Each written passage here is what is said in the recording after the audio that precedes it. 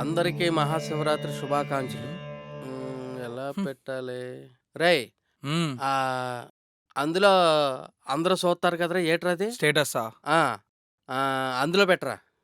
ఎన్నిసార్లు చెప్పాలి నాన్న? ఇక్కడ చాట్ అని ఉంటది. పక్కకెళ్తే స్టేటస్ అని ఉంటది. అక్కడ పెట్టేయడమే. అందరిది కనిపిస్తది కదరా అక్కడ.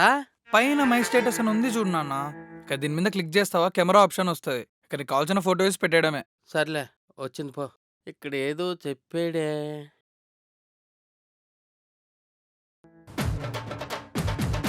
రేయ్! ఇందాకేంట్రా చెప్పావు? నాన్న అది ఇడిదే నేను పెడతా. ఇక్కడ మై స్టేటస్ అని ఉందా? దాని మీద క్లిక్ చేస్తే కెమెరా ఆప్షన్ వస్తది. ఇక్కడ ఫోటో తీసి పెట్టేయడమే. ఒరేరేరేరేరే ఆగరా. చిప్పుడు బొమ్మ వస్తుందా పెద్దగా? అది కూడా పెట్టరా. నాన్న అది నేనెలా నాన్న పెడతాను? అది ఎడిట్ చేయాలి. ఎడిటా? అదిగోరా సుబ్బారావు గారు పెట్టాడు.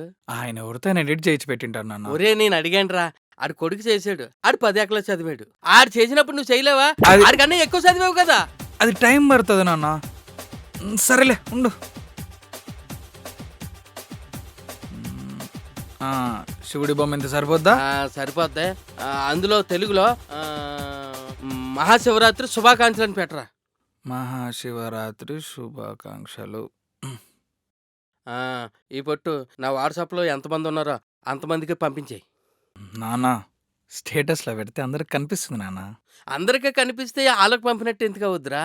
ఎవరికి పంపిస్తే వాళ్ళకి పంపినట్టు. మరి ఎందుకు నాన్న స్టేటస్లో పెట్టావు? అందరూ పెట్టారు కాబట్టి.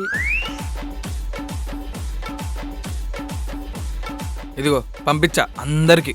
ఒరే 2 రోజుల నుంచి ఈడు బొమ్మ కనబట్టలేదు, ఏ మెసేజ్ పెట్టట్లేదు. ఏంట్రీ ఇది? వాడు నేను బ్లాక్ చేశాడు. అంటే అంటే నిన్ను చారులో కరేపాకులా తీసవతలు పడేశాడని అర్థం. నేనేం చేశానంటారా? పొద్దున్నే గుడ్ మార్నింగ్లు కూడా పెడతాను. అందుకే బ్లాక్ చేశాడు. అమ్మని